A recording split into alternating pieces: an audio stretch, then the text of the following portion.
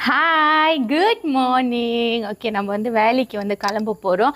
So காலையில் இந்த மாதிரி டெய்லி வேலைக்கு போகும்போது ஓகேவா, நம்மளோட ஃபவுண்டேஷன் வந்து ஃபார் மீ இஸ் வெரி இம்பார்ட்டன்ட்ல. இருங்க செட் பண்ணிடுறேன். ஃபவுண்டேஷன் வந்து எனக்கு ரொம்பவே இம்பார்ட்டன்ட். ஏன்னா நம்ம போடுற ஃபவுண்டேஷன் வந்து நம்ம ஸ்கின் டோனில் வந்து செட் ஆகணும், அப்புறம் நேச்சுரலாக இருக்கணும், நல்ல ஒரு ஃபினிஷிங் கொடுக்கணும்னு கண்டிப்பாக நினைப்போம் இல்லையா. ஸோ அந்த மாதிரி இருக்கும்போது நான் நம்மளோட கீர்த்தி ஹெர்பல்ஸோட க்ளோ ஃபவுண்டேஷன் தான்.